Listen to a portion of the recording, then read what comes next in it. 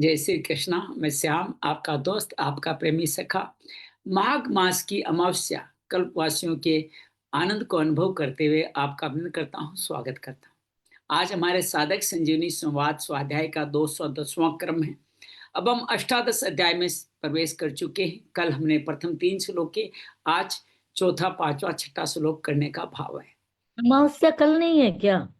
अमावस्या शायद आज बता रहे हैं, शायद शायद आज है। कई लोग, यहाँ के लोग चतुर्दशी आज आया था ऐसे। जी आज मना। तो इस तरह से ये हमारा अष्टादश अध्याय का प्रारंभ हुआ। अर्जुन अभी भी संन्यास योग और कर्म योग के बारे में, या सांख्य योग कर्म योग को हो या ज्ञान योग कर्म योग को, उसके बारे में अपने अंतिम कोई हल्का सा संशय रह गया है या हमारे कल्याण के लिए सवाल पूछता है कि संन्यास और त्याग को अलग अलग तरीके से मुझे समझाने का प्रयास करें। भगवान अपना मत बताने से पहले प्रचलित मतों के बारे में बताते हैं कि 4 तरह के मत प्रचलित हैं। एक मत ये कहता है कि काम्य कर्म का त्याग करो। दूसरा कहता है समस्त कर्मों का त्याग कर दो। ये दोनों संन्यास योग के मत लगते हैं। फिर भगवान कहते हैं तीसरा मत है कर्म फलों का त्याग करो। चौथा है कि याग, यज्ञ, दान, तप को छोड़ के अन्य सभी कर्मों का त्याग कर दो। ये दोनों कर्म योग के भाग लगते हैं। भगवान इसके माध्यम से हमें कर्म योग और सांख्य योग या कर्म योग या संन्यास योग दोबारा हमें हमारे जीवन में उतारने वाले हैं अगले 12 श्लोकों में। फिर भगवान थोड़े बहुत गुण त्रय विभाग के कुछ विभाजन बच गए हैं जो 14वें और 17वें अध्याय में पूरे नहीं हो पाए थे, उसको भी आगे 40 श्लोक तक लेके जाएंगे। हम अभी पूर्वार्ध तक का हमारे संस्कृत वाचन कर रहे हैं 40 श्लोक तक। फिर उत्तरार्ध अलग तरह से चलता है, उसके बारे में हम 40 दिन पूरे करने के बाद किया करेंगे। आइए मन कर्म वचन को भगवान में लगाते हैं। अर्धन मूलित आंखों से नासिका के द्वारों पे प्राण अपान को सम करके मूलाधार चक्र से भगवत कृपा में लगते हैं। नमो भगवते वासुदेवाय। नमो भगवते वासुदेवाय। नमो भगवते वासुदेवाय। नमो भगवते वासुदेवाय। नमो भगवते वासुदेवाय। नमो भगवते वासुदेवाय। नमो भगवते वासुदेवाय। वसुदेवसुतं देवं, वसुदेवसुतं देवं, वसुदेवसुतं देवं, देवकी परमानंदम। वसुदेवसुतं देवं कृष्णं वंदे जगद्गुरुं, देवकी परमानंदम कृष्णं वंदे जगद्गुरुं। गुरु या देवी सर्वभूतेषु श्रीमद् भगवत गीता रूपेण संस्थिता नमस्तस्यै नमस्तस्यै नमस्तस्यै नमो नमः। या देवी सर्वभूतेषु साधक संजीवनी रूपेण संस्थिता नमस्तस्यै नमस्तस्यै नमस्तस्यै नमो नमः।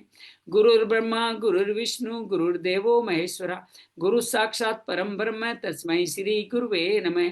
गजाननं भूतगणाधिसेवितं कपितजम्बूफलचारुभक्षणं उमासुतं विनाशकारकं नमामि विघ्नेश्वराय पादपङ्कजं। नमामि विघ्नेश्वराय पादपङ्कजं।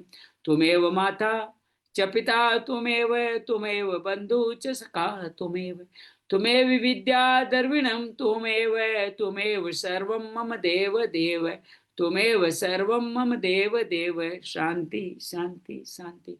शायद अमावस्या कल ही है, 14 को एकादशी थी, तो 15 को द्वादशी, 16 को त्रयोदशी, आज 17 को चतुर्दशी है। कल 18 को ही अमावस्या है।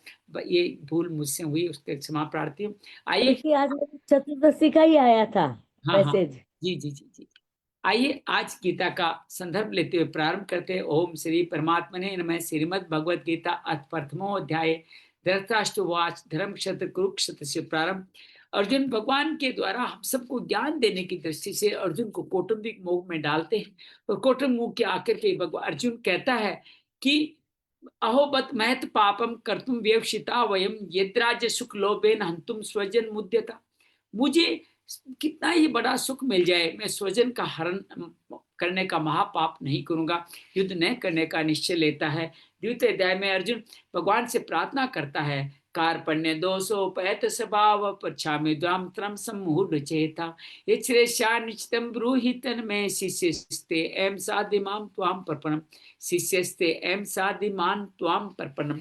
मैं आपका शिष्य हूँ, आपके शरण में हूँ, कायरता के दोष से युक्त हूँ, कृपया मुझे मुक्ति प्रदान करें। भगवान दो साधन बताते हैं, शरीर के विवेक वाला सांख्य योग बताते हैं, जिसका अभी भी हम आगे भी जिक्र करेंगे। सुख दुख के समय करतवा सुख दुख को समभाव में रख के युद्ध में लग जाओ, पाप से मुक्त हो जाओगे।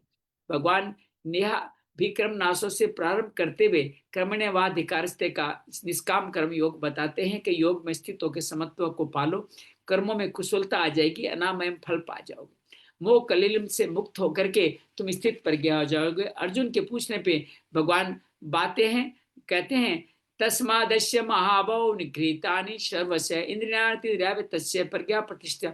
जित इंद्रियों में वचित करती है, ऐसा वो देखता है और सभी का निग्रह कर पाता है, अपने उद्योग में लगा रहता है, उसकी प्रज्ञा प्रतिष्ठित है। भगवान तृतीय अध्याय में अर्जुन पूछता है कर्म योग ज्ञान योग में कौन श्रेष्ठ है, यही सवाल 18वें अध्याय तक चलाता है वो, और कहता है कि भगवान कहते हैं कि दोनों में ही कर्म करना जरूरी है। कौन सा कर्म के, नियत कर्म कुरु कर्म करे और यज्ञार्थ कर्म करे, यही बंधन से मुक्ति दिलाएंगे। भगवान ने ब्रह्मा के द्वारा आपकी सृष्टि इन्हीं कर्मों को करने के लिए साधन देके की है। इन्हीं कर्मों को करके रहते हुए यज्ञ निष्ठा अमृत का भोजन करने से ही आपके अन्न जल की समृद्धि होती है। भगवान कहते हैं जो इस तरह का आचरण, सेवा वाला आचरण करते हैं, वैसे ही प्रमाण देते हैं। जनक आदि भी यही करते थे, मैं भी आपको यही प्रमाण करता हूँ। गुण गुणा गुणेशु वर्तन्ते, गुण कर्म विभाग को जानते हुए वो लोगों को मंद बुद्धि वालों विचलित नहीं करते, उनका मार्गदर्शन करते हैं। भगवान भी मार्गदर्शन करते हुए अध्यात्म चेतसा वाले सप्त गुण का बात करते हैं कि इंद्रियों के अर्थ में जो राग द्वेष से फंसे होते हैं वो मेरे पंथ से गिर जाते हैं। भगवान कहते हैं श्रेयान स्वधर्मो विगुण, अर्थात अपने धर्म में मरना भी कल्याणकारी है और दूसरों के धर्म में अर्थात पर धर्म में कामना में उलझना जीना भी अकल्याणकारी है। अर्जुन पूछता है सब ऐसा क्यों करते हैं? भगवान कहते हैं काम ऐस क्रोध जैसे रजोगुण के कारण काम ऐस का क्रोध आपके आवर्तम ज्ञान को ढक लेता है। ज्ञानी नित्य वैरिना, इसलिए नित्य वैरी इसको नष्ट करो। चतुर्थ अध्याय में भगवान सूर्य के माध्यम से निष्काम कर्म का इतिहास बताते हुए कहते हैं कि मैं जन्मा अविनव अवयव अविनाशी, जब जब धर्म की हानि होती है, जब जब अधर्म का नाश होता है, मैं इस धरती पे प्रकट होता हूँ। जो मेरे जन्म कर्म दिव्य है, जो वीतराग भय से क्रोध व्यक्ति मेरे पे आश्रित हो जाते हैं, मेरे जैसे बन जाते हैं, और बाकी लोग कामनाओं से दिले देवताओं को भजन करते हैं। चातुर्वर्ण्य मया सिस्टम मैंने रचे हैं, लेकिन मैं उदासीन रहता हूँ। कर्म क्या है, अकर्म क्या है, विक्रम क्या है, जानने वाले मुमुक्षु अद्भुत होते हैं। तुम भी ये जानो और कर्म में अक्रम को देखो। भगवान कहते हैं ऐसा करने से जो मिलेगा उसमें संतुष्ट हो, ज्ञान में स्थित होके देव यज्ञ ब्रह्म यज्ञ आदि 12 यज्ञों के बारे में बताते हैं और कहते हैं ज्ञान यज्ञ तत्वदर्शी शरण में जाकर के तुम प्रणिपातेन सेवया, उनको नमस्कार करके तुम अपने ज्ञान को हासिल करके समस्त संस्कारों को काट करके अपुनरावर्ती को प्राप्त हो जाओगे। श्रद्धा से ही होगा, ज्ञान मिलेगा। सैतेंद्र से मैल गिरा, ज्ञान से शांति मिलेगी। अश्रद्धा संशय से नहीं मिलेगा। ऐसा काटने के लिए ज्ञान अति आवश्यक है। पंचम अध्याय में अर्जुन कहता है, पूछता है संन्यास कर्मयोग में कौन श्रेष्ठ है। जो 18वें का सवाल है यहाँ भी पूछता है। भगवान कहते हैं दोनों ही मुझ परम खोल फल को पाने वाले हैं, लेकिन संन्यास योग में कठिनाइयां बड़ी है। कर्मयोग सहज है, योग युक्त होकर के मुनि बन जाता है और अपनी विजित आत्म जितने को जीत के सब भूतों मुझे देखता है। हालांकि ज्ञान योगी सांख्य योगी भी यही कार्य करते हैं, शरीर के विवेक को देख करके। कर्म योगी 9 द्वारे देही में रहते हुए किसी कर्म फल में नहीं फंसता हुआ मेरे समर्पित हो जाता है, मेरे प्राण हो जाता है, पुनरावृत्ति को प्राप्त होकर समदर्शी बन जाता है। उसको प्रिय प्रिय कुछ नहीं होता, लोगों की सेवा करते अत्यंत सुख पाता है और बाकी लोग दुख योनियों में भोगते रहते हैं। वो अंतरात्मा से सुखी होकर सर्वभूति में रहता लता हुआ क्राम तो अयुक्त होकर मुझको जानता तो मेरा ध्यान करता है, मेरा भक्त बन के यज्ञ तप आदि करता है। षष्ठम अध्याय में आत्मसंयोग में भगवान कहते हैं अनाश्रित कर्म फल पर जो आश्रित नहीं है उसको लोग को कार्यक्रम करना आवश्यक नहीं है। बगाकर इंद्रिया सर्व संकल्प का सन्यासी ये इंद्रियों में विचलित नहीं करते हुए सब भूत की सेवा करते हुए आत्मा का उद्धार करता है, शत्रु नहीं बनता, आत्मा को जीतता, परमात्मा को साथ रखता है, हानि लाभ सुख दुख मान अपमान में समदर्शी होता है। ज्ञान विज्ञान से तरफ निर्विकार वो इंद्रियों को जीतने वाला लोहा सोना पापी वेरी में भी समदर्शी हो जाता है। वो पवित्र पर्दे से बैठते हुए यम नियम का पालन करते हुए अपनी नासिका के द्वारों पे प्राण पान को सम करके वर्तमान में रहते हुए, भ्रुकुटी में ध्यान रखते हुए, ब्रह्मचारित्व का पालन करते हुए नियत रूप से मेरे में लगा कर अंतिम निर्वाण परमा शांति को पाता है।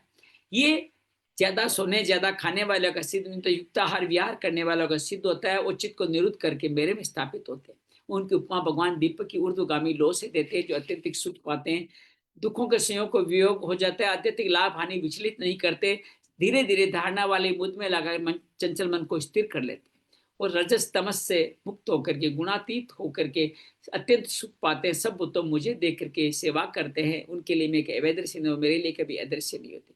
अर्जुन पूछता है मैं ऐसा नहीं कर पा रहा हूँ। भगवान कहते अभ्यास वैराग्य से कर पाओ, इसमें कोई संशय नहीं। अर्जुन के दोबारा संशय करने भगवान कहते हैं किस रास्ते पे चलने वाले के विनाश दुर्गति नहीं होती। सूची नाम श्रीमंता गेह के रास्ते थे, योगियों कुल में जन्म लेके अनेक जन्मों की यात्रा पूरी कर लेता है। सकाम तपस्वी सकाम ज्ञानी से ये योगी श्रेष्ठ है, जिसके बारे में अभी बताया।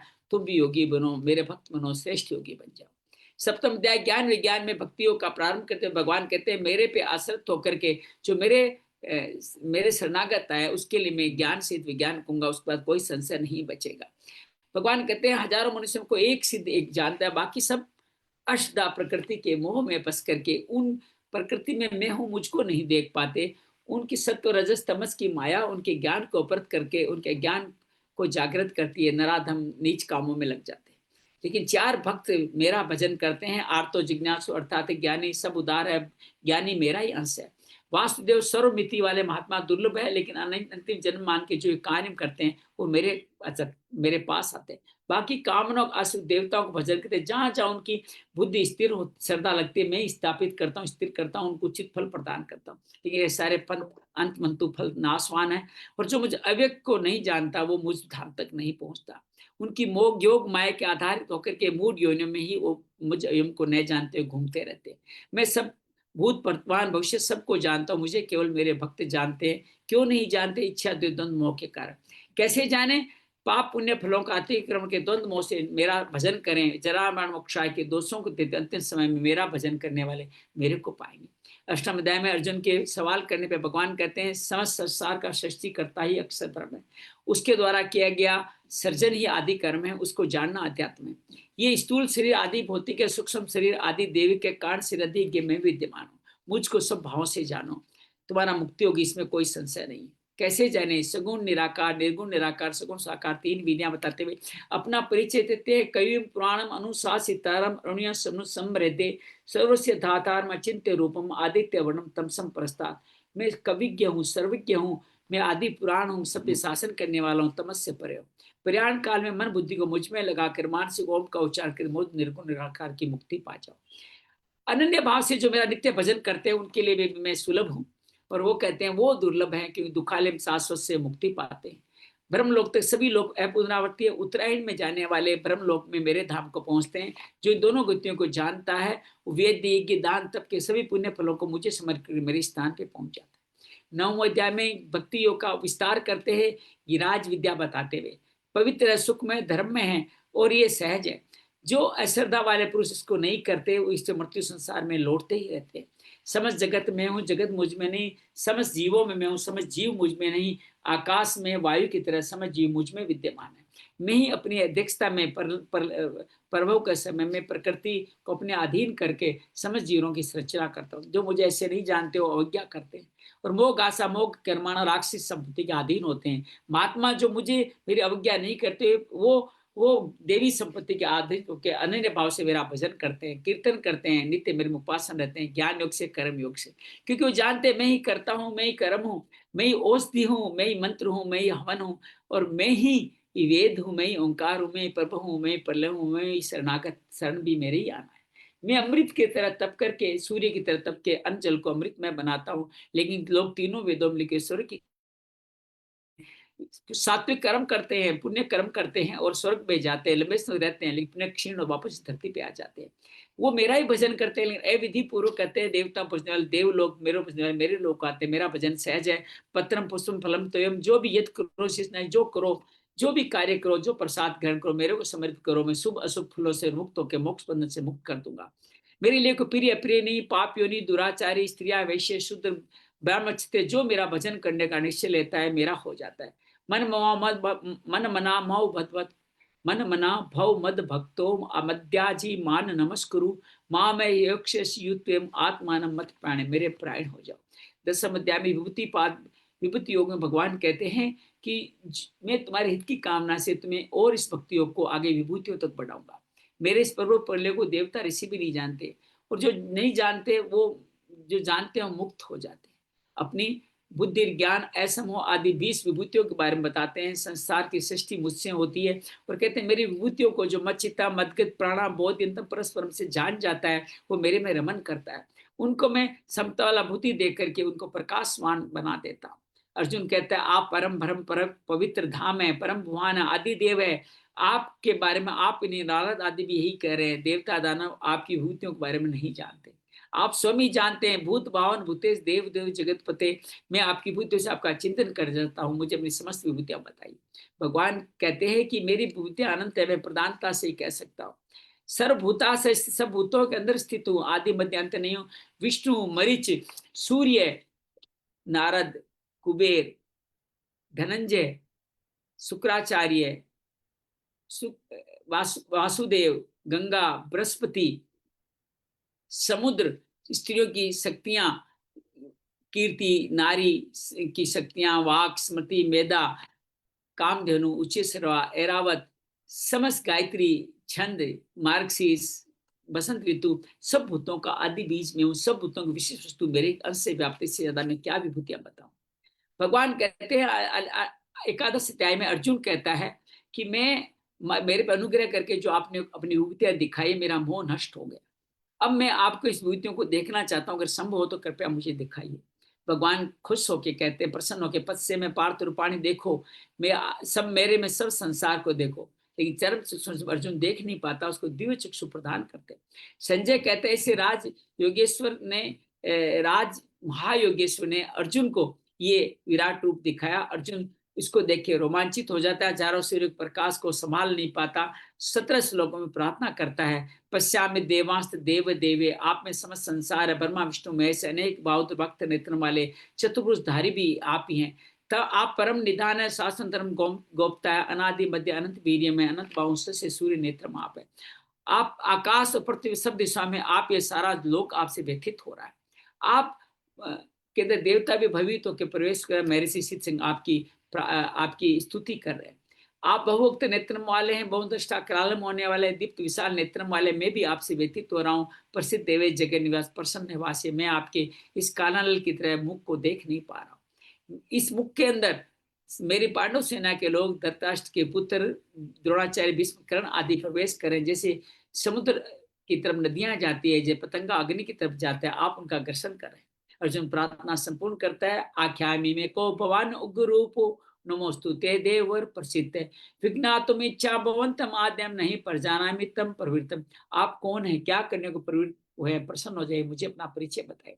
श्री भगवान वाच है, कालोस्मि लोक क्षय कर, पर तो मैं काल हूँ, मैं लोक का क्षय करने के लिए आऊँ। तुम्हारे विरोधी सब मेरे लिए, मेरे द्वारा पहले ही मारे जा चुके, निमित्त मात्र बनो, तुम इसका श्रेय ले लो, निष्कंटक राज्य भुगतो। संजय कहता है फिर कर्तांजलि अर्थात कर्तज्ञ होता है अर्जुन, रोमांचित होकर दोबारा प्रार्थना करता है कि नाम गुण लीला से समस्त जगत आपका कल्याण हो रहा है, और असुर लोग दसों दिशों में भागते जा रहे हैं। आदि देव पुरुष आप है, आप ही वेद हैं, आप ही परम ध्यान है, अवायु एवं अग्नि अरुण योग, आपको आगे पीछे से नमस्कार, अनंत वीर्य अमित विक्रम भी आप है।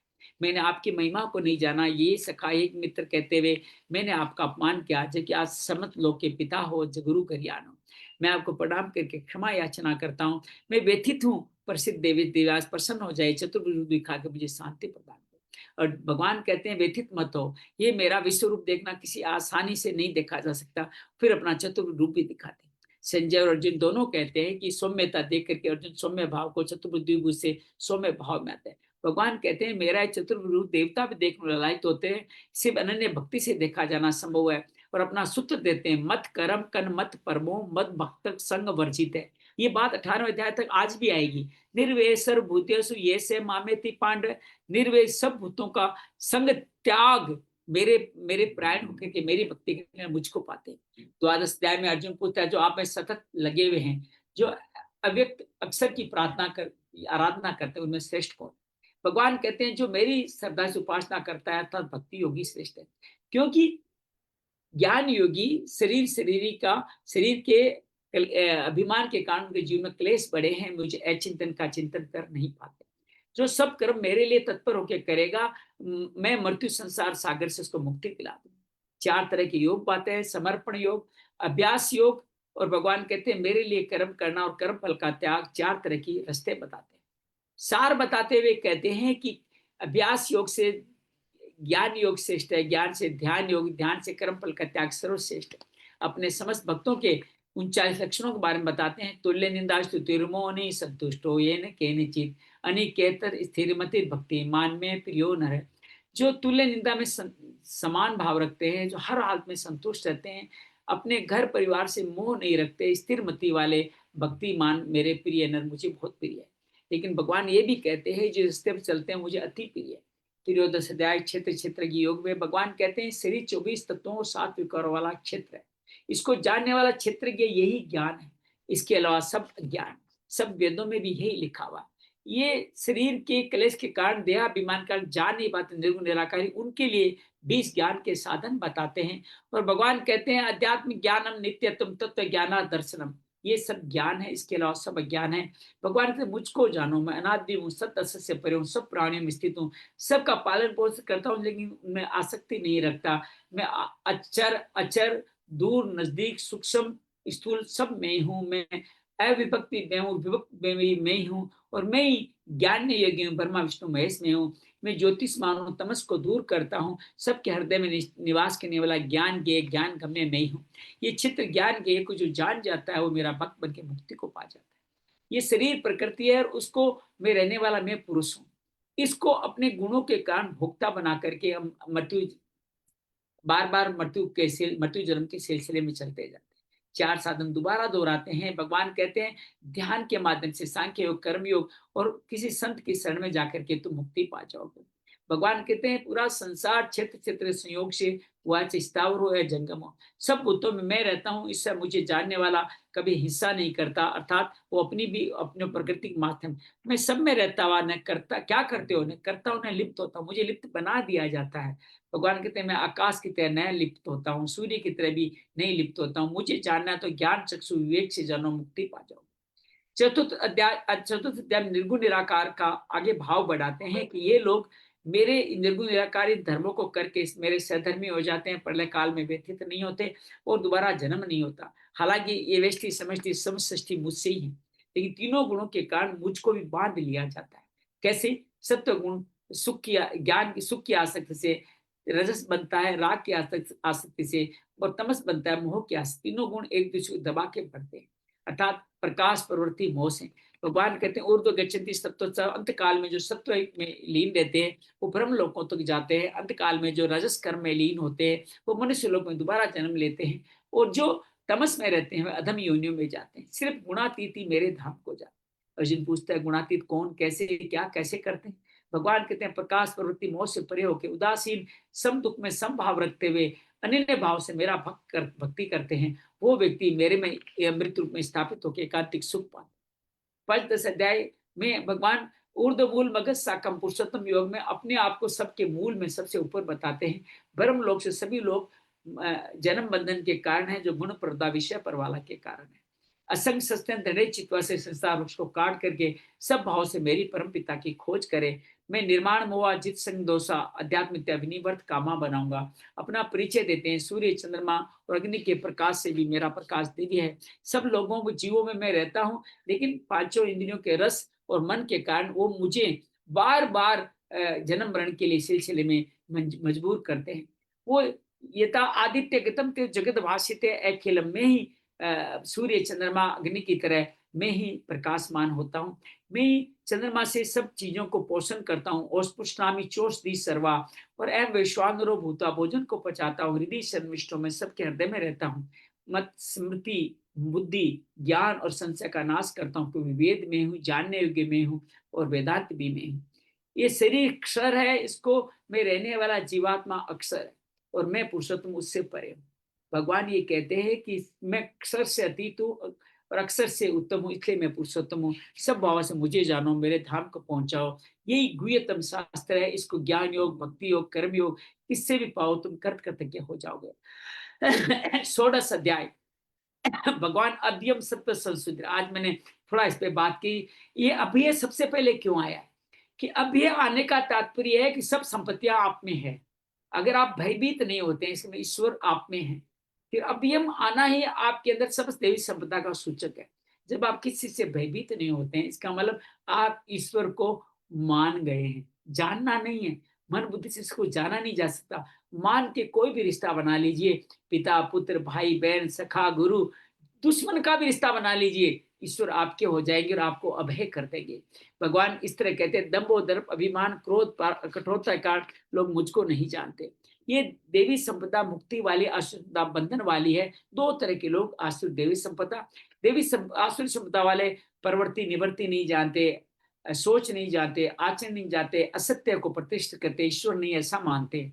समझ जगत स्त्री पुरुष के संयोग से हुआ है, ऐसी दृष्टि से ये अल्प बुद्धि वाले होते, अपना अपना नष्ट करते हैं और अपने उग्र कर्मों से जगत को भी अहित करते रहते हैं।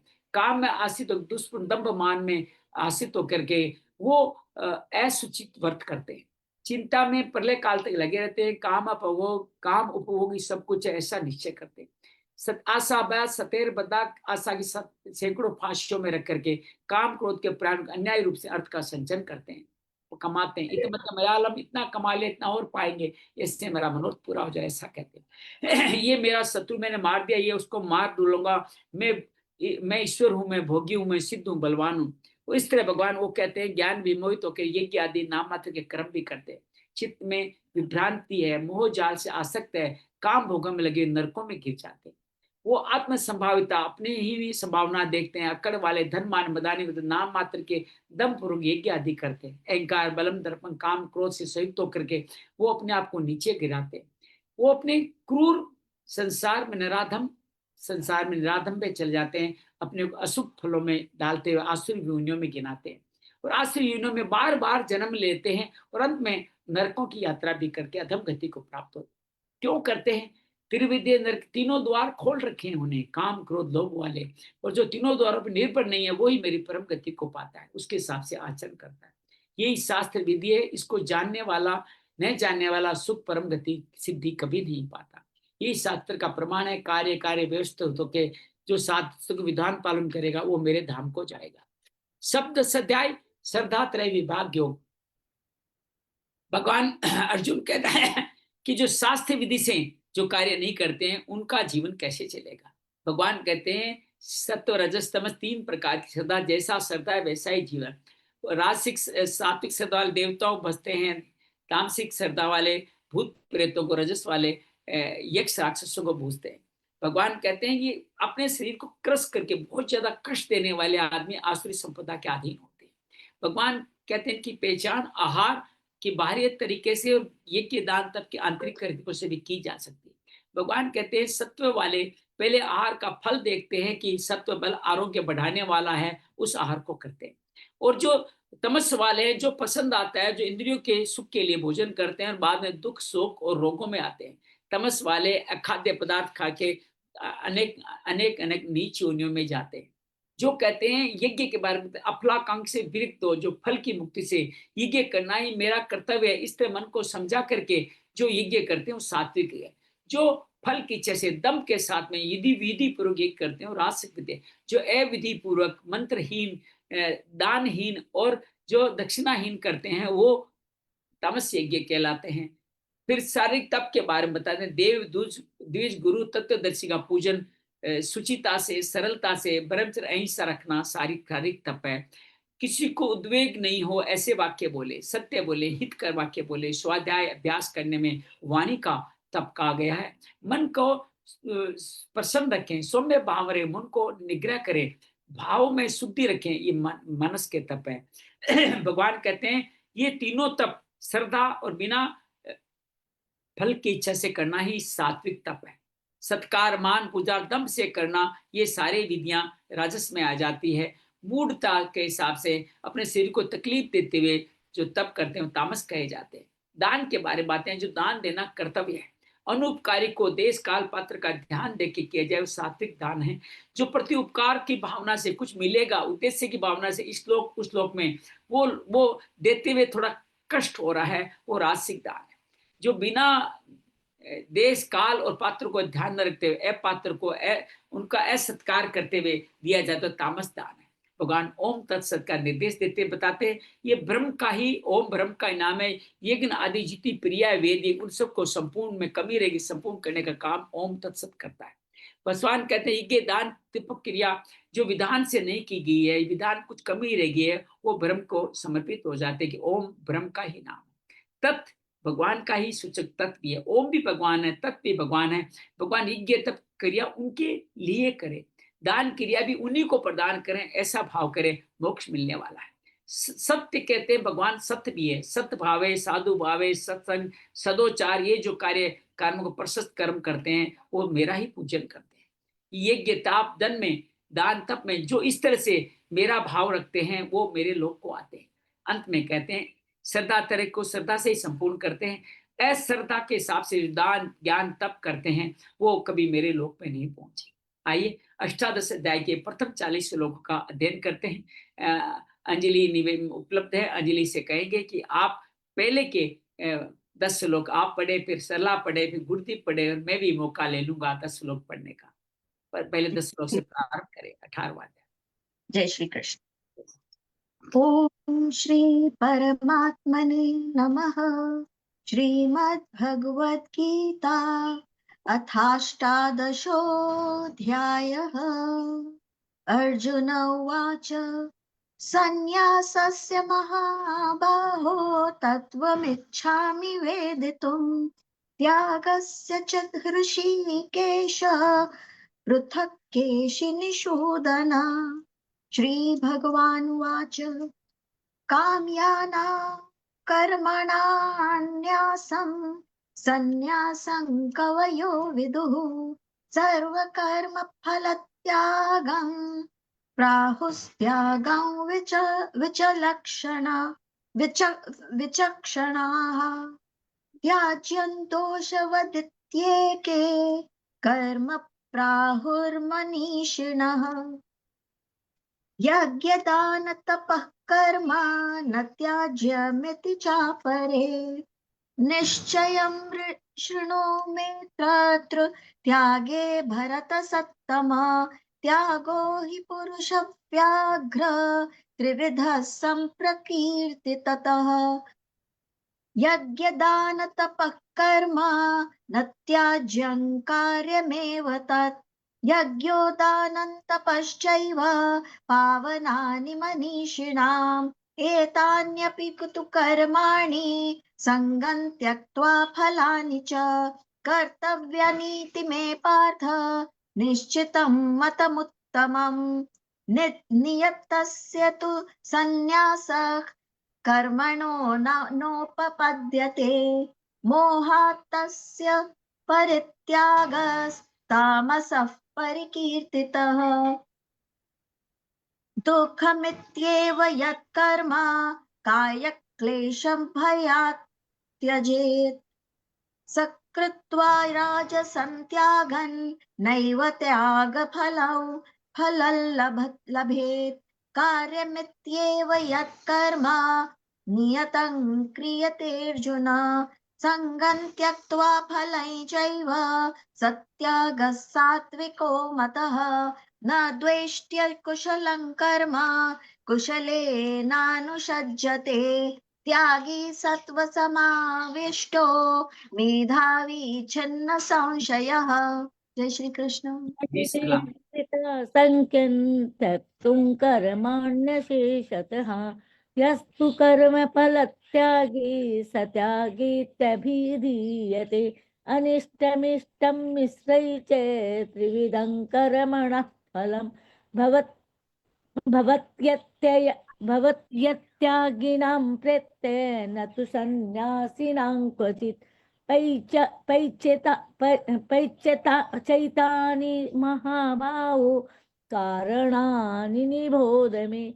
सांख्ये कृतान्ते प्रोक्तानि सिद्धये सर्वकर्मणां अधिष्ठानं तथा कर्ता करणैश्च पृथक्विधं विविधाश्च पृथक् चेष्टा देवै चैवात्र पञ्चमम् शरीरवाङ्मनोभिर्यत् कर्म कर्म प्रारभते नरः नैव वा विपरीतं वा पैचते चैते तस्य हेतवः तत्रैवं सति कर्तारम् आत्मानं केवलं तु यः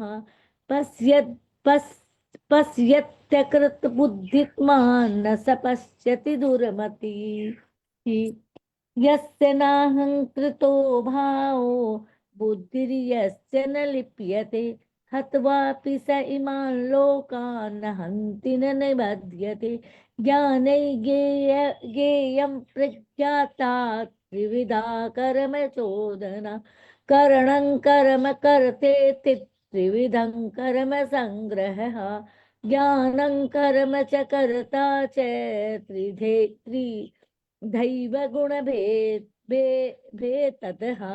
प्रोच्यते गुणसाङ्ख्याने यथा शृणु तान्यपि सर्वभूतेषु येनैकं भावमव्ययमिच्छते अविभक्तं विभक्तेषु तज्ज्ञानं विधि सात्विकम्। जी पृथक्त्वेन तु यज्ञानं नानाभावन् पृथग् विधान् वेत्ति सर्वेषु भूतेषु तज्ज्ञानं विधि राजसं यत्तु कृत्स्रवदे कस्मिन् कार्ये सक्त महैतुकम् अतत्त्वार्थ वदन्लम्पन् च तत्तामसमुदाहृतं नियतं संग्रहितं अरागद्वेषतः कृतम् अफल प्रेप्सुना कर्म यत्ता सात्विकमुच्यते यत्तु कामे सुना कर्म साहंकारेण वा पुनः क्रियते बहुलायां सन् तदा जसमुदाहृतम् अनुबन्धं क्षयं हिंसम् अनवेक्ष्य च पौरुषम् महादारम्भे भयते कर्म यत्ताता समसमुच्यते मुक्तसंगो नहं वादी धृत्युत्साह संविताः सिद्धयो निर्विकार कर्ता सात्विक उच्यते रागी कर्म फल प्रेप्सु लुब्धो हिंसात्मको शुचिः हर्ष शोकान्वितः कर्ता राजस परिकीर्तिः अयुक्त प्राकृतस्तब्ध षष्ठो नैष्कृतिकोलसः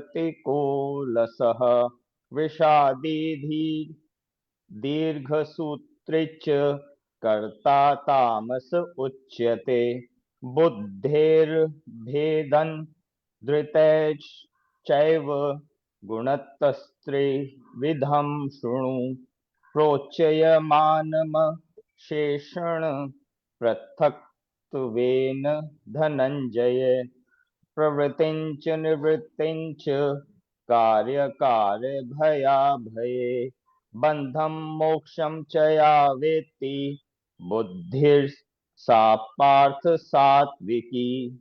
यया धर्म अधर्म च कार्य च अकार्य में एव च अयथावत् प्रजानाति बुद्धि सा पार्थ राजसी अधर्मं धर्म इति या मन्यते तम सा आवर्ता सर्वतान् विपरीतांश बुद्धि से सा पार्थ तामसी धर्तया यया धार्यते मन प्राणेन्द्रिये क्रिया योगेन व्यभिचारिण्या धृति सा पार्थ सात्विकी यया तु धर्म कामार्थं धर्त्या धारते अर्जुन परसंगेन फलाकांक्षी धृति सा पार्थ राजसी या स्वप्नं भयं शोकं विषादं मदम् एव च न विमुञ्चन्ति दुर्मेधा धृति सा पार्थ तामसी सुखं त्वेदानीं त्रिविधं शृणु मे भरतर्षभ अभ्यासात् रमते यत् दुःखान्तं च निगच्छति यतत् उग्रे विषमिव परिणामे अमृतोपमं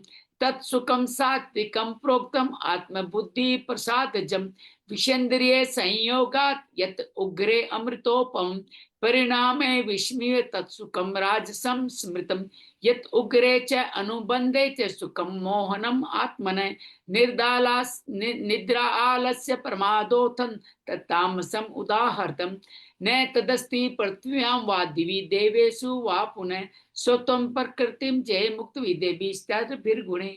ओम श्री कृष्णाय नमः।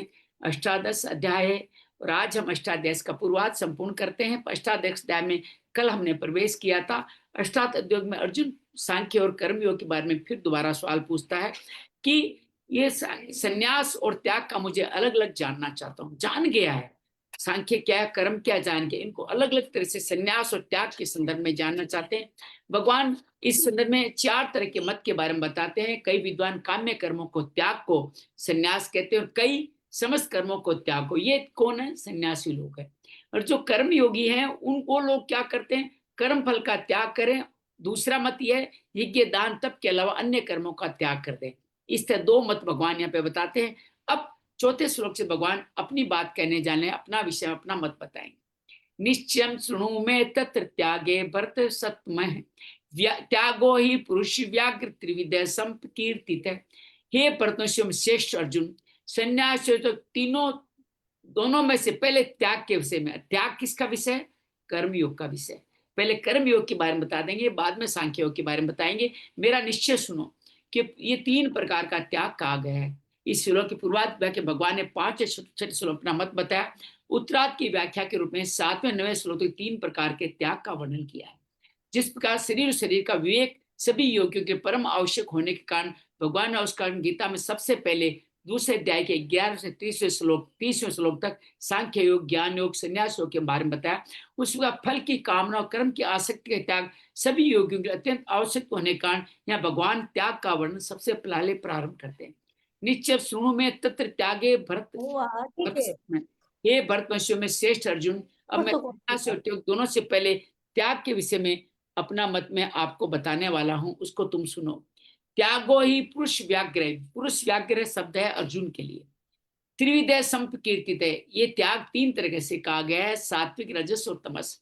वास्तव भगवान के मत में सात्विक त्याग ही त्याग है, परंतु उसके साथ राजस और तामस त्याग का वर्णन करके भगवान ये कहना चाहते हैं कि उनके बिना भगवान के अभी सात्विक ज्ञान की श्रेष्ठता कैसे सिद्ध होगी। किसी व्यक्ति को श्रेष्ठतम बताना है तो एक श्रेष्ठतर और श्रेष्ठ भी तो चाहिए, अर्थात किससे तुलना तो करनी पड़ेगी। इसलिए भगवान तुलना करने के 3 त्याग बताएंगे। 3 प्रकार का त्याग, तात्पर्य यह भी है कि साधक सात्विक त्याग को ग्रहण करे, राजस तामस त्याग का त्याग करे अर्थात उसको छोड़ दे, ये भी उसको बताना है। यज्ञ दान तपक्रम न त्याज्य कार्य में एव तत् यज्ञोदान तपस्या पावनानि मनुष्यनाम। यज्ञ दान तप कर्म, चौथे मत में अपना मत बताते हैं। यज्ञ दान और तप कर्मों का त्याग नहीं करना चाहिए, उनको तो करना ही चाहिए, कार्यम अर्थात करना चाहिए। यज्ञ दान और तप ये तीनों ही मनुष्यों को पवित्र करने वाले हैं। इन तीनों के बारे में बताया।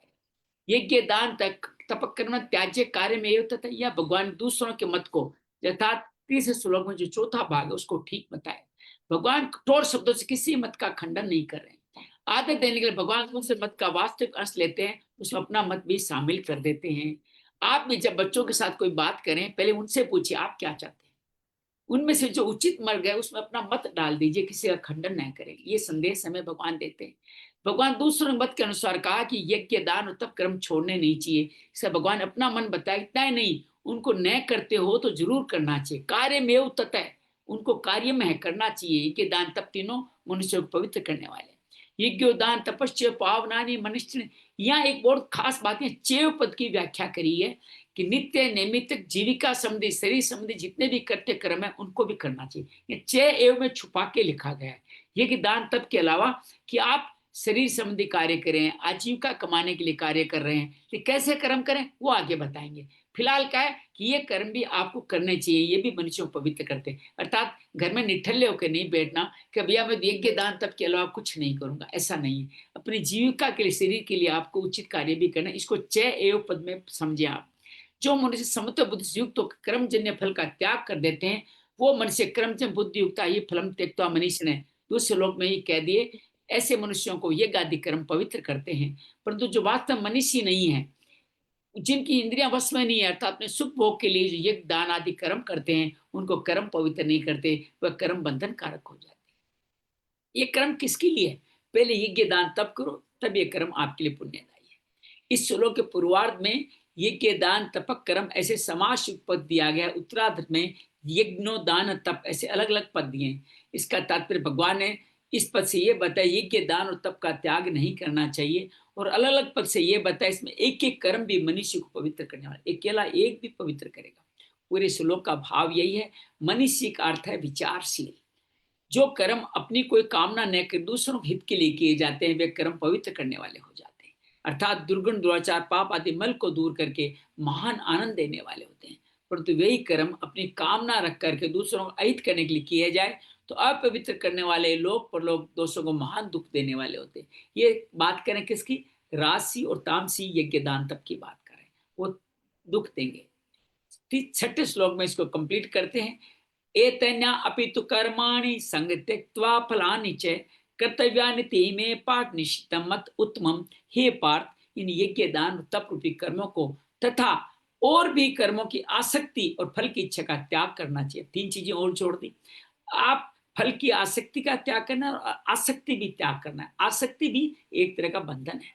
ये मेरा निश्चित किया हुआ उत्तम मत है। अपना उत्तम मत में 2 चीजें और जोड़ते हैं। पहले तो उनकी बात को कहते हैं ये दान तप का निषेध नहीं करना, फिर अपनी 2 बातें उसमें और डाल देते हैं। ऐसा ही हमने बच्चों के साथ करना है। पहले उनकी बात को सही बताना है, फिर अपनी बात धीरे से उसमें डाल देनी है। एत्यानपि तु कर्माणि निश्चितं मत उत्तमम, या एतानि पद से पूर्व श्लोक में कहिए कि दान और तप कर्मों की अपिपद से शास्त्र वेद पठन पाठन खेती व्यार आदि जीविका संबंधी कर्म, शास्त्र की मर्यादा के अनुसार खाना पेटना उठना बैठना सोना जागना सारे कर्म परिस्थिति के अनुसार सामने आए वो कर्तव्य कर्म, इन सभी कर्मों को लेना चाहिए। अर्थात जीविका शारीरिक कर्तव्य कर्म ये सुचिता के साथ करना है। इन समस्त कर्मों को कैसे करें? 2 भाव दिए हैं, आसक्ति और फल इच्छा का त्याग करके। इन कर्मों में आसक्ति नहीं रखनी। क्या आप बिजनेस करो, दिन भर बिजनेस के सपने देखो, ऐसा नहीं करना। अर्थात उनकी आसक्ति त्याग करनी, और साथ में क्या है, ये बिजनेस करो मुझे ये मिलेगा, मैं इतना बड़ा मकान बनाऊंगा, इतना बड़ा घर बनाऊंगा, ये फल की आसक्ति का त्याग करना ही होगा। इन समस्त कर्मों की आसक्ति और कलच का त्याग जरूर करना चाहिए। अपनी कामता ममता आसक्ति त्याग कर कर्मों की केवल प्राणी करने से कर्मों का प्रभाव संसार के लिए और योग अपने लिए हो जाता है। जब आप ये काम करोगे तो समस्त कर्मों को प्राणी मत, आज संत ने एक बड़ा सुंदर बताया, अहम और मम इनका त्याग करो, भगवान मिल जाएंगे। अहम का तात्पर्य ये मेरा है, ये मैंने कमाया है, ये मेरे द्वारा क्रिएट किया। मम ये शरीर मेरा है, ये रिश्ते मेरे हैं, ये संसार मेरा है। अहंता और ममता भी इसको कहा गया है। इनका त्याग करने से आपको आपका कर्मों का प्रभाव संसार के लिए हो जाएगा और योग आपके अपने लिए हो जाएगा। योग का तात्पर्य परमात्मा से मिलना, समता में स्थित होना। पर कर्मों को अपने लिए करने से कर्म बंधन कारक हो जाते हैं, अपने व्यक्तित्व को नष्ट नहीं होने दे, फिर आपका व्यक्तित्व बना रहेगा, नष्ट नहीं होने का, बंधन कारक हो जाए। गीता में कई संग के त्याग की बात आई कि कर्म फलों के तक की बात आई है। इन श्लोक में संग और फल दोनों के त्याग की बात है। इसका तात्पर्य क्या है? गीता में जहां संग के त्याग की बात की, उसका फल का त्याग की बात भी समझ लें। जहां फल के त्याग की बात की, वहां संग के त्याग की बात भी समझ लेनी चाहिए। यहाँ अर्जुन ने त्याग के तत्व की बात पूछी है, अतः भगवान ने त्याग का ये तत्व बताया है। संग और फल दोनों का त्याग करना है। संग का मतलब आसक्ति, फल दोनों का त्याग करना चाहिए। जिसे साधु को जानकर स्पष्ट हो जाए कि आसक्ति न तो कर्म में रहनी चाहिए, न ही फल में रहनी चाहिए। आसक्ति न रहने से मन बुद्धि इंद्रिया शरीर आदि कर्म करने में ये उजार कारण क्या है? मन बुद्धि इंद्रिया शरीर। एक संत ने आज बड़ा सुंदर कहा, गुरुदेव जी अंजलि की, कि आप मन बुद्धि से इस ईश्वर को जान ही नहीं सकते। हम उल्टा करते हैं, जिनको जानना है उनको तो मान लेते हैं, ये शरीर ही मेरा है, रिश्तेदार मेरे हैं, ये मोटरसाइकिल मेरी है, ये पलंग मेरा है, ये मकान मेरा है, ये दोस्त मेरे हैं, मेरी संस्था मेरी है। इनको तो जानना चाहिए, उनको तो मानते हैं। क्या जानना है? ये शरीर मेरा नहीं है, संसार मेरा नहीं है, मैं शरीर नहीं हूं, मैं संसार नहीं हूं, इस तरह जानना चाहिए। लेकिन इनको मान लेते हैं ये मकान मेरा है, जगह मेरी है, ये वस्त्र मेरा है, ऐसा जान लेते। और जिसको मानना चाहिए उसको जानने का प्रयास करते हैं, ईश्वर को जानने का प्रयास करते हैं। भगवान, सब संत कहते हैं ईश्वर को जानना सहज ही नहीं है। क्यों नहीं सहज है? क्योंकि इस इंद्रिया मन बुद्धि, जो शरीर जड़ है, उससे चेतन को कैसे जानोगे? तो ईश्वर को जानना नहीं है, ईश्वर को क्या करना है? मानना है। क्या माने ईश्वर को? मेरा मित्र है, मेरा गुरु है, मेरा दोस्त है, मेरा सखा है, मेरा प्रेमी। ये नहीं मान पाए तो अपना दुश्मन मान ले कि ईश्वर मेरा दुश्मन है, मेरे लिए बुरा करता है, जैसे कंस और शिशुपाल मानते थे और उनका भी कल्याण हो गया।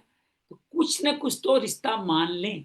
रिश्ता मान लेने वाला भक्त हो जाता है। जो रिश्ता मानना चाहता है वो मान लीजिए, लेकिन आप आसक्ति न रहने से, मन बूंदे शरीर कर्म करने औजारों में ममता नहीं रहती, उनसे आप जान भी नहीं सकते। संग आसक्ति समझ सूक्ष्म होता है और फल इच्छा स्थूल होती है। संग सूक्ष्म है, इच्छा स्थूल होती है। संग या आसक्ति सूक्ष्मता वहीं तक है चेतन स्वरूप ने नाशवान के साथ समझ जोड़ा है, वहीं से आसक्ति पैदा होती है, जिसे जन्म मरण आदि सब अनर्थ होते हैं। कारणम गुण संगो से सद्योनि जन्म सु 13वें अध्याय में के श्लोक में यही बात कही है। आसक्ति का त्याग करने नाशवान के साथ जोड़े संबंध का विच्छेद हो जाता है, स्वतः सौभाग्य असंगता का अनुभव होने लग जाता है। इस समय एक और बात समझे, कई दार्शनिक नाशवान संसार को असत मानते हैं, क्योंकि पहले भी नहीं था, पीछे भी नहीं रहेगा, वर्तमान में भी नहीं, जैसे स्वप्न है, संसार एक स्वप्न मात्र है, ऐसा भी कई दार्शनिक कहते हैं। कई दार्शनिकों का यह मत है संसार परिवर्तनशील है, हरदम बदलता रहता है, कभी एक रूप नहीं रहा, जैसे अपना शरीर। कई ये मानते हैं परिवर्तनशील होते हुए संसार का कभी अभाव नहीं होता, ये हमेशा बना रहता है। तत्व जैसे जल है, कभी बर्फ बन जाए, बादल बन जाए, भाप बने, परमाणु रूप से बना हुआ है, पर स्वरूप से कभी मिटता नहीं है। इस प्रकार के अनेक मतभेद है, किंतु नाशवान जड़ का अपने अविनाशी चेतन स्वरूप के साथ कोई संबंध नहीं है। इसमें किसी दार्शनिक का कोई मतभेद नहीं, अर्थात ये शरीर जड़ है और ये चेतना चेतन स्वरूप, इसमें कोई मतभेद नहीं। संग तत्व भगवान ने उसी संबंध का त्याग करने को कहा है। प्रकृति सत्य है या सत, अथवा सत अर्थ से विलक्षण, अनादि सा अंत, अर्थात अंत के साथ अनादि है या अनादि अनंत है, इस झगड़े में न पड़ के साधु को अपना अमूल्य समय खर्च नहीं करना चाहिए, पर तो इस प्राकृतिक कार्य संसार से अपना संबंध विच्छेद करना चाहिए, जो कि स्वतः हो ही रहा है। एक संत ने बड़ा सुंदर आज कहा, कैसे विच्छेद हो रहा है। कहा कि ये जो कोई लोग कहते हैं ना, मैं ये छोड़ दूंगा, ये कर दूंगा, किसी ने आपका मंदिर तोड़ दिया, मेरा घर तोड़ दिया, अरे भाई क्यों उस पे दोष करते हो और क्यों तोड़ने का पाप मोल लेते हो? एक समय आएगा, शरीर, मकान, मंदिर, जो कुछ है अपने आप ही गिरेगा, अपने आप ही टूटेगा, तो फिर आप किसी का बुरा करने का कार्य क्यों लेते हो? हर व्यक्ति का शरीर अंत होने वाला है, उसको मारने का पाप अपने मुंह क्यों लेते हो? किसी की दुर्भावना अपने मन में क्यों लाते हो? उसका सब कुछ अंत तो होना ही है। तो ये बात मान लेना, बहुत प्रामूल्य समय खर्च नहीं करना चाहिए। स्वतः होने वाले संबंध विच्छेद को केवल अनुभव करें, ये संबंध विच्छेद हो रहा है, शरीर प्रतिक्षण बदल रहा है, स्वयं निर्विकार रूप से सदा ज्यों का त्यों रहता है। अब प्रश्न ये होता है, फल क्या है? प्रारब्ध कर्म, यहाँ फल क्या है? प्रारब्ध ही फल है। अभी हमें जो परिस्थिति, वस्तु, देश, काल आदि प्राप्त है, वो सब क्या है? कर्मों का प्राप्त फल है। हम जो ये सुन पा रहे हैं, ये भी प्राप्त कर्मों का फल है। और भविष्य में जो परिस्थिति, वस्तु आदि प्राप्त होने वाली है, वो सब कर्मों का अप्राप्त फल है। भविष्य में जो मिलेगा वो अभी अभी के लिए अप्राप्त कहा जाएगा। प्राप्त अप्राप्त फल में आसक्ति करने के कारण ही प्राप्त में ममता और अप्राप्त की कामना होती है। इसलिए भगवान ने त्यक्त्वा फलानि च के फलों का त्याग करने की बात कही है।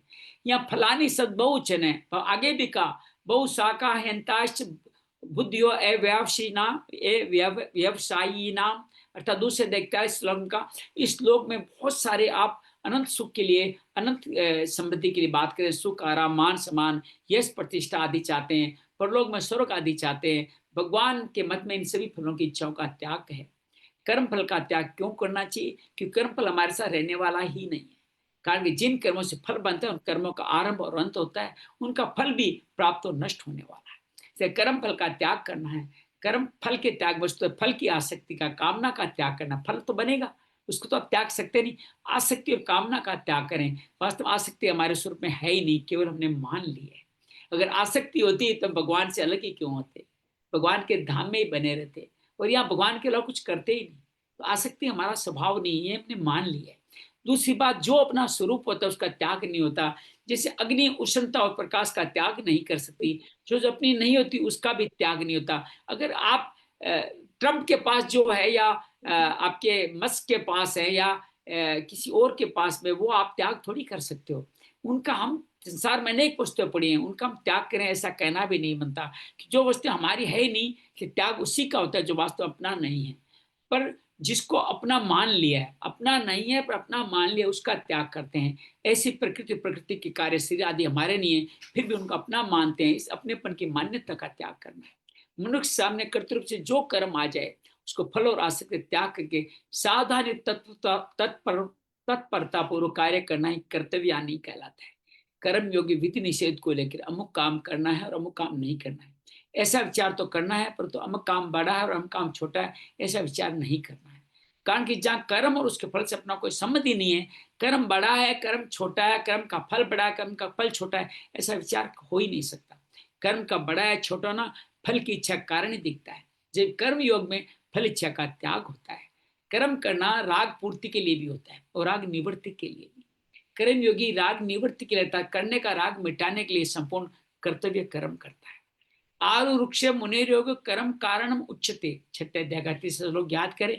न कर्मणा न कर्मणा कर्म नाम अनारंभाम नेश कर्मे पुरुषो अश्नुते, 30 अध्याय का 4था श्लोक।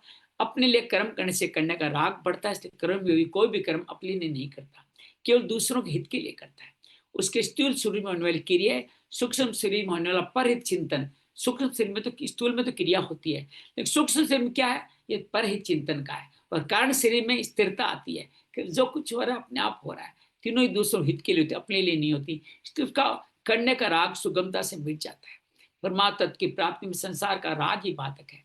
अतः राग मिटे कर्मयोगी परमात्मा की प्राप्ति अपने आप हो जाती है। करते हुए शब्द का अर्थ होता है जिसको हम कर सकते हैं, जिसको जरूर करना चाहिए, जिसको करने से उद्देश्य की सिद्धि जरूर होती है। उद्देश्य वही कहला चाहे तो नित्य सिद्ध अनु उत्पन्न है, अर्थात जो अनादि है, जिसका कभी विनाश नहीं होता, उस उद्देश्य की सिद्धि मनुष्य जन्म में ही होती है। और उसकी सिद्धि के लिए ही मनुष्य शरीर मिला है, नहीं कि कर्मजन्य परिस्थिति स्वरूप सुख दुख भोगने के लिए। कर्मजन्य परिस्थिति वह होती है जो उत्पन्न नष्ट होती हो। ये परिस्थिति तो मनुष्य के अलावा पशु पक्षी कीट पतंग वृक्ष तथा नारकीय स्वर्गीय आदि योनि के प्राणियों को भी मिलती है, जहाँ कर्तव्य को प्रसन्न नहीं है, जहाँ उद्देश्य पूर्ति का अधिकार भी है। भगवान के द्वारा अपने आप को निश्चित कहने का तात्पर्य यह भी है, इस मत में संदेह की कोई गुंजाइश नहीं है। भगवान ने कह दिया, बॉस ने बोल दिया तो बोल दिया।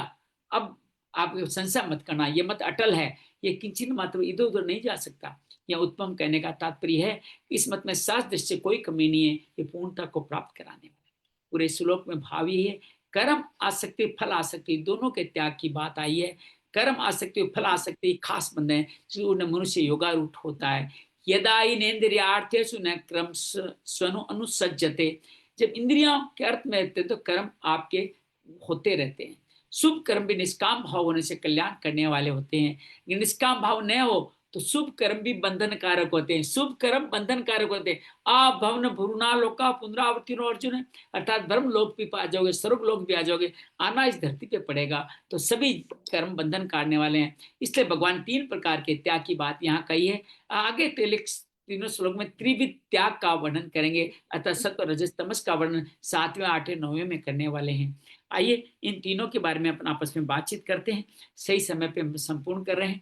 तो अंजलि, पहले आप अनम्यूट दिख रही हैं, आप बताएं इन विषयों को कैसे आप समझाना चाहेंगे हमारे को, भगवान क्या कहना चाहते हैं, किस मत को अपना उत्तम मत बता रहे हैं।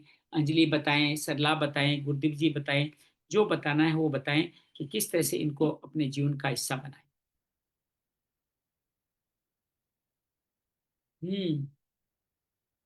ये अनम्यूट करें सरला।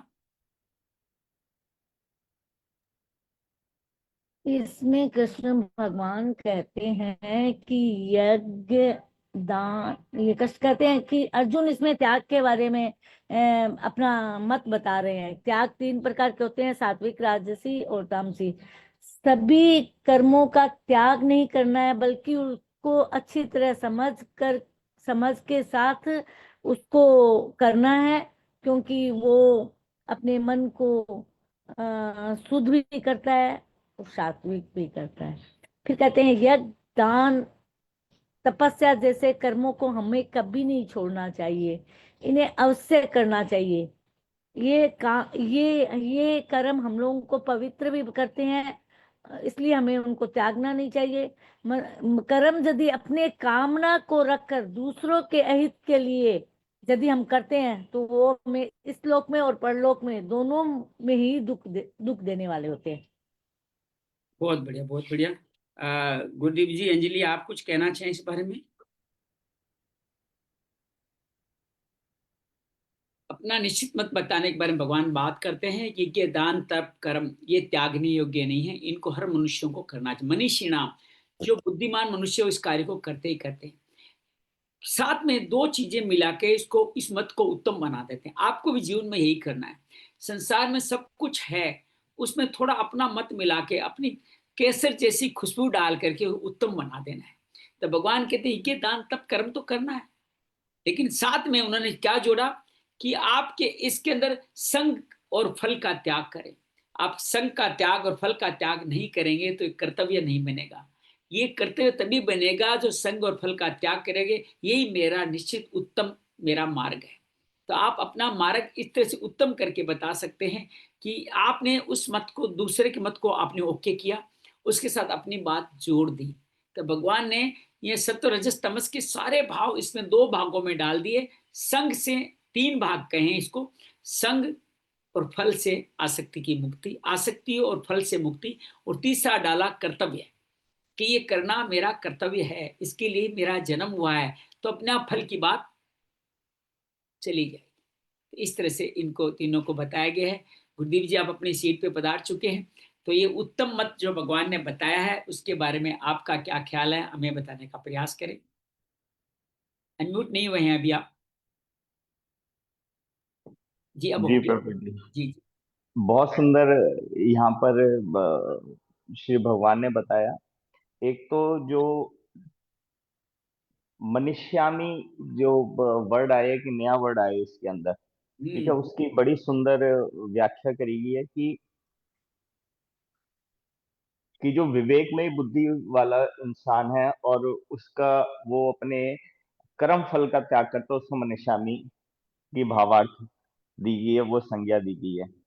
फिर बताया यज्ञ दान और तप स्वरूप कर्मों का त्याग नहीं करना चाहिए, जो कि हमारे जीवन यापन के लिए जरूरी कर्तव्य कर्म है, उनको बहुत ही पूर्ण निष्ठा के साथ कर। चय एव शब्द बहुत महत्वपूर्ण है इसमें, चय एव शब्द बहुत महत्वपूर्ण है जी, चय।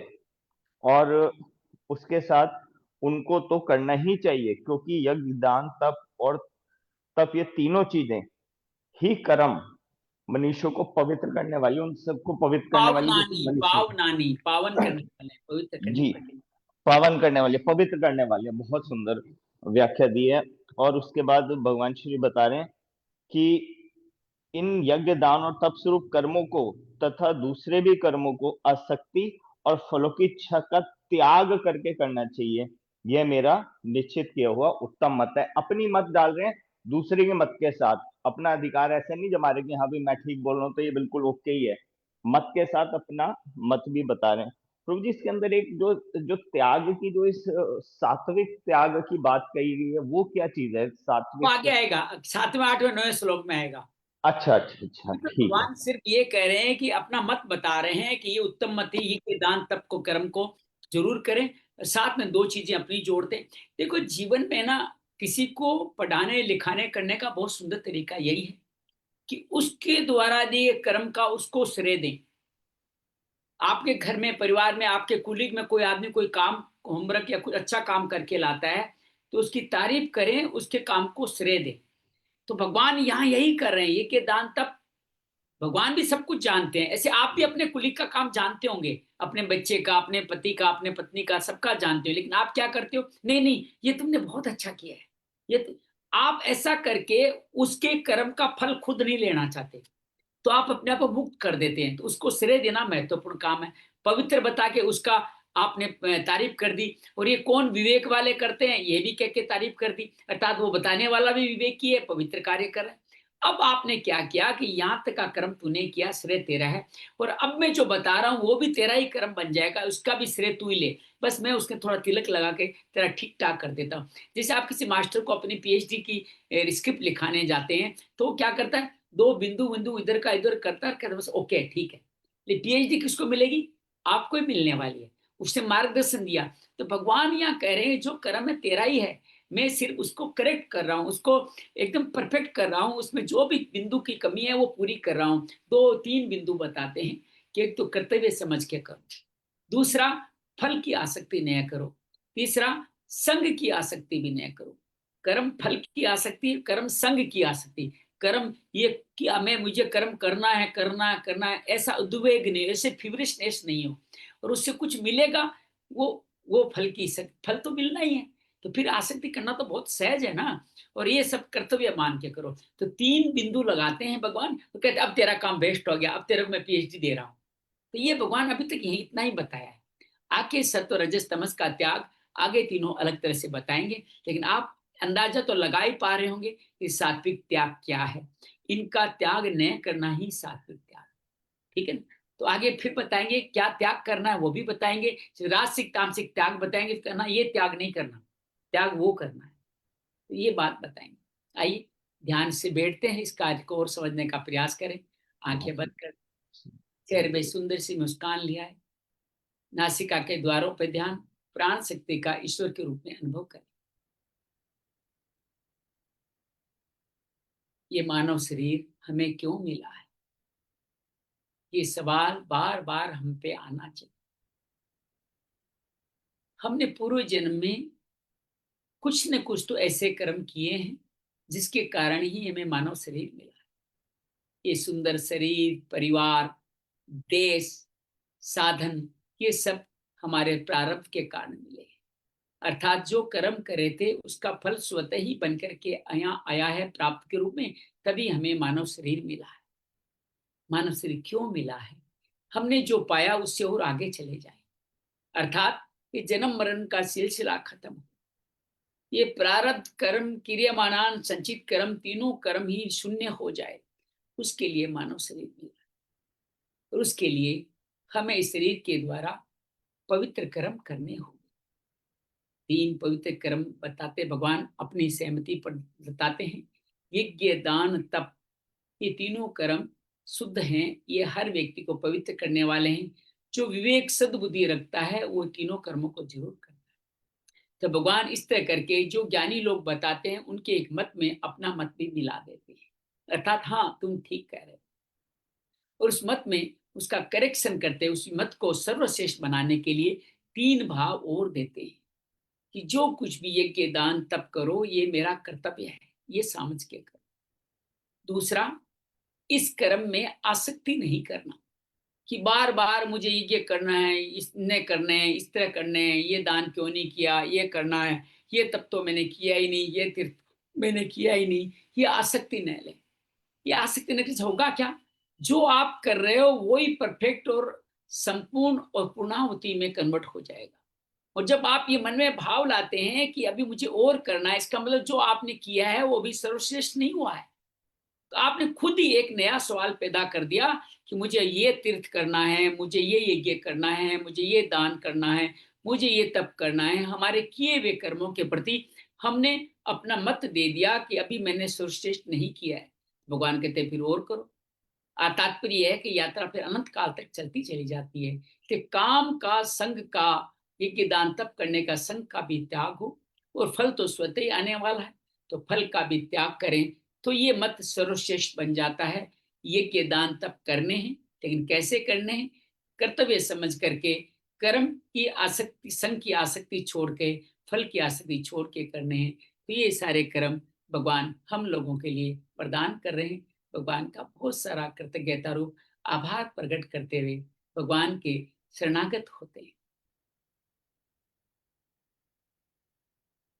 जय माँ भगवत गीते, जय जय माँ भगवत गीते, हरिय कमल विहारिणी, हरिय कमल विहारिणी, सुंदर सुपुनीते। जय जय माँ भगवत गीते। दया सुधा बरसावनी, मातु कृपा कीजे, मातु कृपा कीजे, हरिपद प्रेम दान कर, हरिपद प्रेम दान कर, अपनों कर लीजिए। जय जय माँ भगवत गीते। योगेशम सचिदानंदम वासुदेव रज प्रेम धर्म संस्थापकं वीरं कृष्णं वंदे जगद्गुरुं। श्री कृष्ण वंदे जगद्गुरुं। शांति शांति शांति। सबको उम्मीद है आनंद आया होगा और ये भगवान का उत्तम मत हमारे को प्राप्त हो गया है। भगवान बस इसी में थोड़ा बहुत फाइन करेक्शन करेंगे ताकि आप कहीं अडिग न हो जाओ। वो अगले 6 श्लोकों तक चलाएंगे, अर्थात 7, 8, 9, 10, 11, 12 और 12 श्लोक में तो कर्मों का इतना बड़ा विभाजन है कि शायद हम 2 या 3 दिन लगाएं उसमें। इतना बड़ा 12 श्लोक का विभाजन किया है, इष्ट अनिष्ट का विभाजन, अर्थात उसके अंदर क्रियमाणान, संचित और प्रारब्ध का विभाजन अलग अलग तरीके से किया है। बहुत अद्भुत है। वो एक श्लोक का जो भावार्थ संत बता रहे हैं, हो सके तो पढ़ के आइएगा। 12 श्लोक जब आए उससे पहले पढ़ लीजिएगा तो आप समझिए कि सारे कर्म विभाजन आपके अंतर्गत स्थापित हो। बहुत अद्भुत है, बहुत अद्भुत है। बार बार मन आभार व्यक्त करने को, कृतज्ञ होने को चिल जाएगा। बहुत बहुत आभार। मंगल हो, मंगल हो। प्रभु जी, ये आगे फिर यात्रा कैसे चलेगी है? अगला क्या है? हाँ, मैं तो बड़ा आपने परेशान क्या, हूँ। मैंने भी ऐसा सोची थी। हाँ तो ऐसा है कि इस यात्रा को कुछ और ग्रंथ के साथ चलेंगे। हाँ जी, हाँ जी, आपके बिल्कुल बारे बिल्कुल गीता बिल्कुल। तो सब में है। ये हम्म, भगवान कृष्ण के 2 ग्रंथ माने जाते हैं, एक है गीता, एक श्रीमद् भगवत भागवत, श्रीमद् भागवत।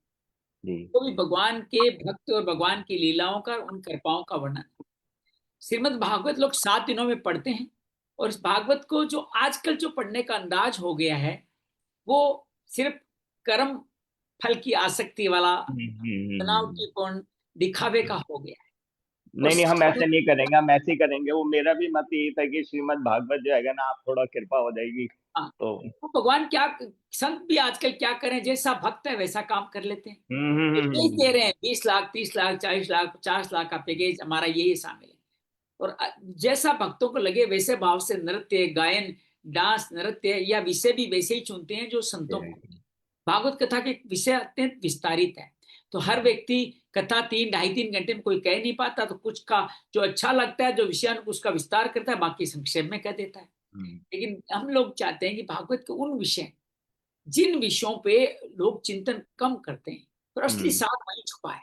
असली सार वहीं छुपा है। जैसे 4 उदाहरण दूं मैं आपको।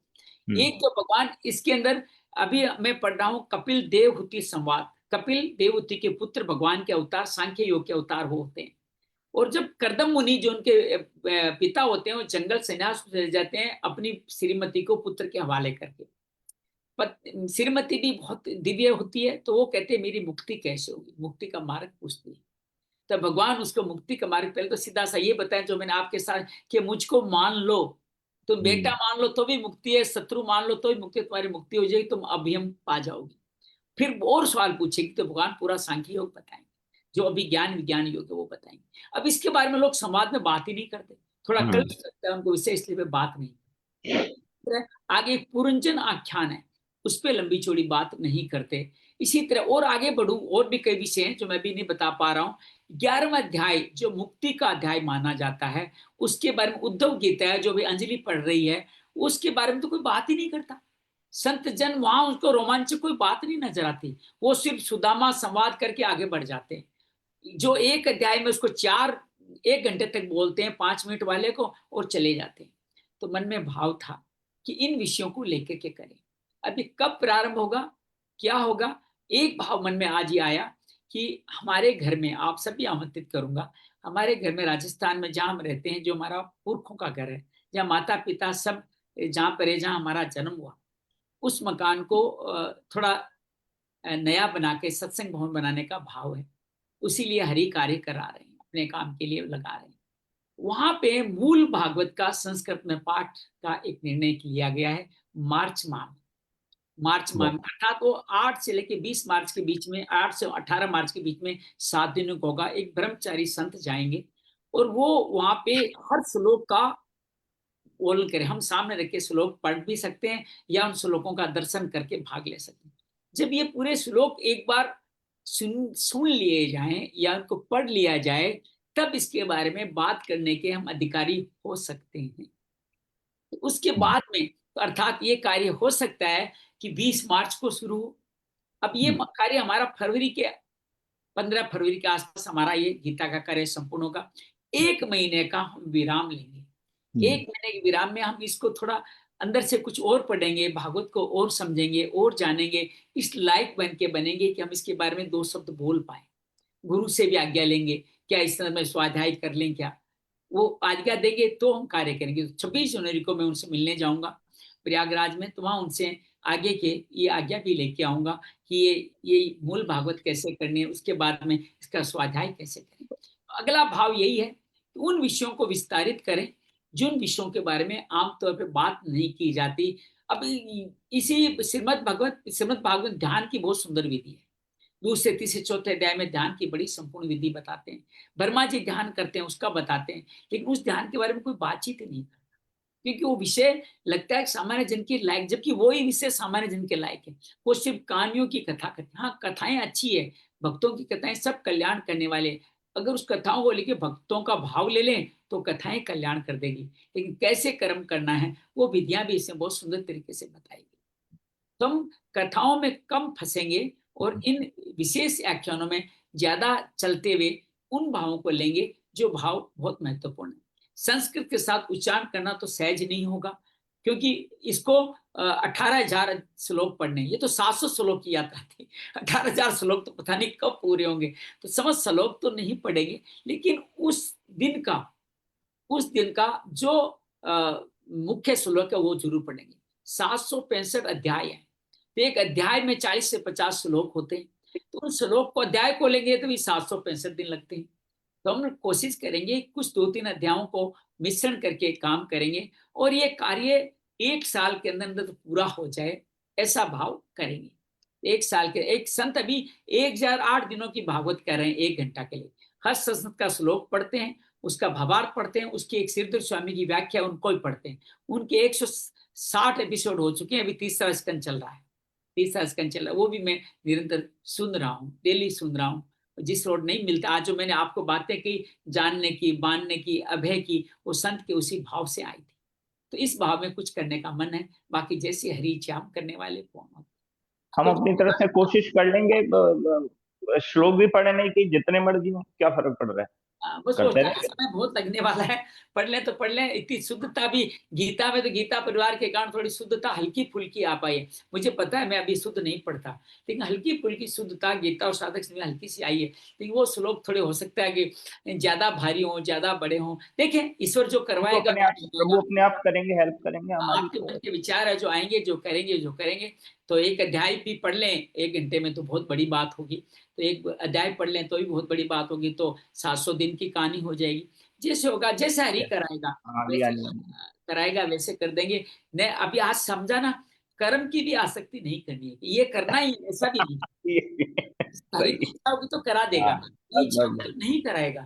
उसको लगता हो कि हमारे कुछ प्रतिकूल कर्मों का फल देना है, अभी वो समय है तुम्हारा, अभी तुम्हें भोगने का समय है, तुम थोड़ा कर्म फल भुगतो। मैं रोज है ना अपने जीवन की यात्रा करता हूँ, तो मैं उन सालों में ही रुक पाता हूँ जिन सालों में कुछ प्रतिकूल परिस्थितियां आई है। जब अनुकूल परिस्थिति आती तो आपको कुछ याद ही नहीं रहता, ऐसे लगता है वो साल तो वेस्ट हो गए।